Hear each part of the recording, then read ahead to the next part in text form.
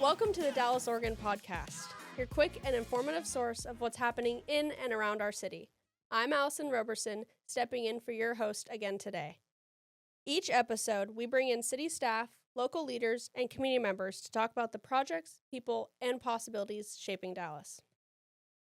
Today, we're talking about an important and exciting time here at the city, running for elected office and amending our city charter.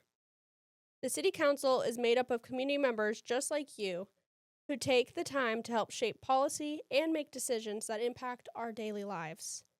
While the City Charter is our city's constitution that organizes and shapes our local government. Today, I'm joined by City Manager Brian Latta to talk about the important topics that matter to you and how you can get involved. Let's get started. Welcome, Brian. For those who may not know you or missed the last episode that you were here for, can you share a little bit about your role as city manager and how you work with city council? Yeah, thank you, Allison. I'm grateful to be here. So like you said, I'm Brian Latta. I'm the city manager for the city of Dallas. And the city manager is kind of the chief executive officer for the city. I work directly with the city council, the elected leadership of the community.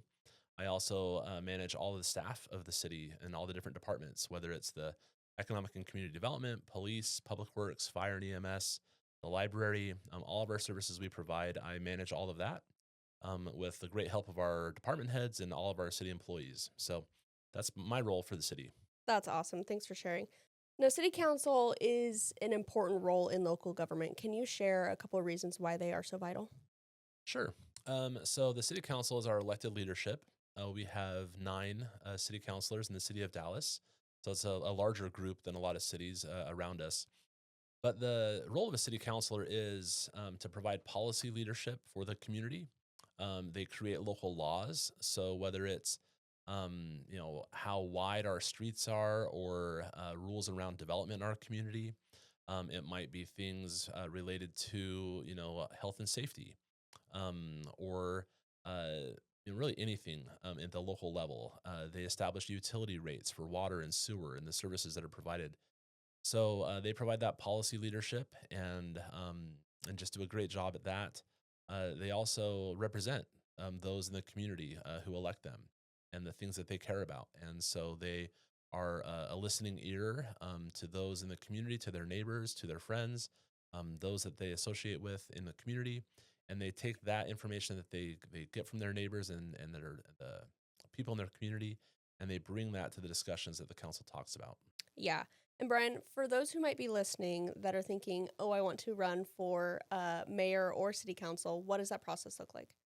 Yeah, so our mayor is elected every 2 years, and our city councilors, of the 9, they're split in half. So 4 of them run every 4 years, and then 5 of them run every 4 years, and they're offset on 2-year cycles. So this year, we have the mayor who's running, as well as 4 city council positions that are open. And so if someone's interested in running for mayor or one of those 4 open positions on the council, they will come into City Hall and talk with our city recorder, and who's also our elections official. And she will give them a packet of information and guide them. That packet of information will guide a candidate through the different requirements to become an elected official. They fill out some paperwork. They submit that.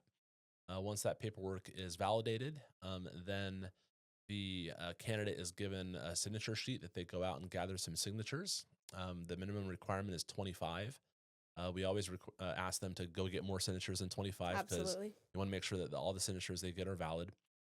And once they do that, they return those signatures to the elections clerk. She will then file that paperwork with the county, and then they appear on the ballot in November. That's awesome. And if somebody's listening and they're thinking to themselves, I really want to get involved, but I don't know if I have the right experience, what do you say to those people? Oh, I tell anyone who lives in the city of Dallas, if they are a registered voter and they are 18 years old, that they're eligible, they're qualified. You bring, as a city councilor, you bring your lived experiences and things that matter to you to the role of a city council. City council I call it a team sport. So a city councilor, when they come in to their elected position, it's not like you see on TV, Yep. right? They don't have their own office in City Hall. They don't have their own budget. They don't get to say, this is what matters to me, so I'm going to implement that one policy. they have to work as part of a team. And so in Dallas, with 9 counselors, our local rules say that you have to have 5 votes to do anything, right? And so 5 affirmative votes. So if you, as a one person, come into the city council and say, "Hey, I want to, um, do something," doesn't matter what it is. Maybe they want to change a rule around um, some public safety requirement. They have to get 4 other counselors to agree with Yeah. them to make that change. And so I would say for anyone who's thinking of running, bring your experiences, bring the things that matter to you.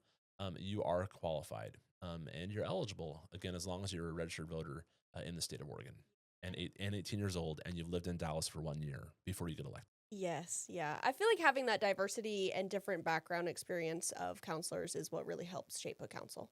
It's a wonderful thing to have, like you said, a diverse set of thoughts and opinions on the council.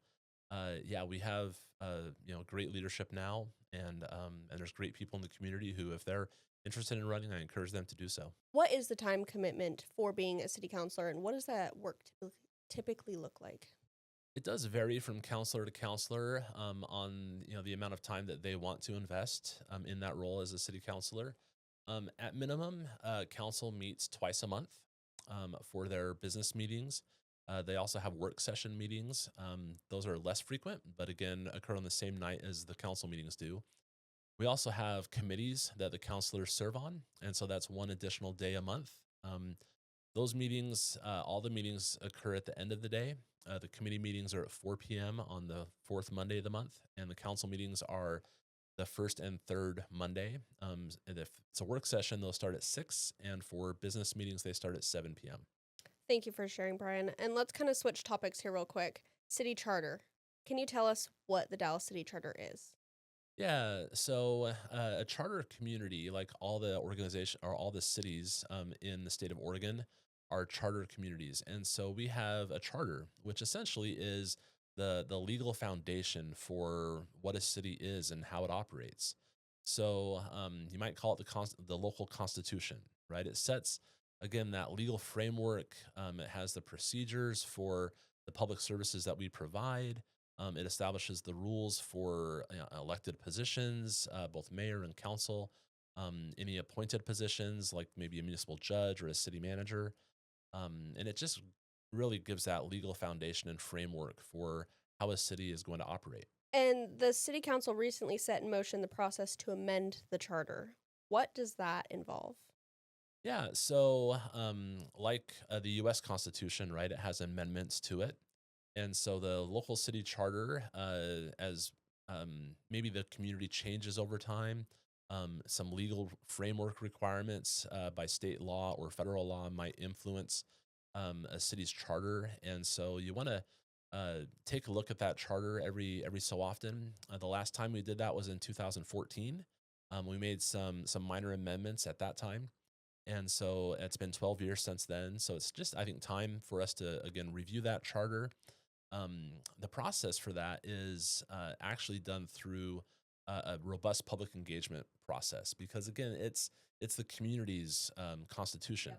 And so we want to make sure that the community is involved, the public is involved.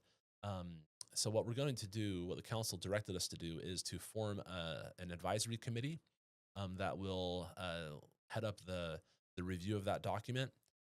They will have some heavy and public engagement. There will be town halls. There might be some survey work. There will be neighborhood meetings, and that committee will review and suggest recommended changes to that document. And then once they've gone through the public engagement process and received their feedback, they will incorporate that into the recommendations and provide those recommendations to the council. The city council will then consider those amendments, and if they feel that it's appropriate, they will refer that charter and its amendments to the ballot. And then the citizens vote on the changes. And if the citizens say yes, then the charter is amended. And if they say no, then it's not. And what's the process to get onto that committee? Yes. So the city council authorized staff to start soliciting for people. Probably that's why I'm here, is to talk about that in part. And so we encourage anyone who lives in the city of Dallas and is 18 years old and a registered voter to apply for the committee. You can go on our city website where we have a page dedicated to this topic. So if you just search on our city website, City Charter, you should be able to find that page pretty easily.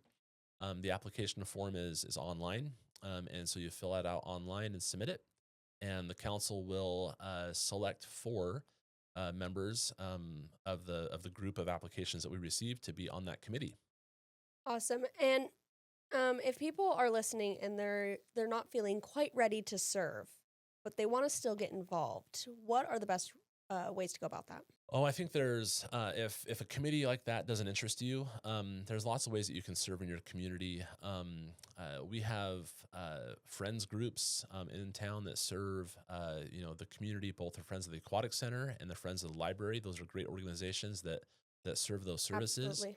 We also have a lot of nonprofit organizations in town. While those aren't necessarily city specific, they serve your community. And I would encourage anyone who just wants to get involved in their community to find those nonprofit groups. If you want to, serve a city-specific organization, our fire department takes volunteers, our police department takes volunteers, the library, the aquatic center, services like that. We can always use volunteers and all the hands that we can get help. Absolutely. Thank you again to Brian for joining us today and learning about all the different open positions and the local elections. To close out our podcast, we ask all of our guests the same question, but since you've already been on the podcast before, I'm going to switch it up a little and ask you, what is your favorite part about your job? I really enjoy the public service aspect of my job, right? And getting to engage with members of the public, whether they're happy to engage with me or Yep. maybe they're a little frustrated with the service that we provide. Be able to explain to them, why we're doing what we're doing, the importance of it, how we can help them. I think I really just enjoy giving back in that way to the community. I also enjoy the people that I work with, and helping them. And sometimes they're frustrated with decisions that get made, and sometimes they're happy with decisions that are made. And to be able to celebrate with them or help them understand why we're moving in a certain direction, I just really enjoy working with people. That's great. Brian, thank you again for coming on the podcast today, and thank you everybody for listening. I'm Allison Roberson. I'll see you next time.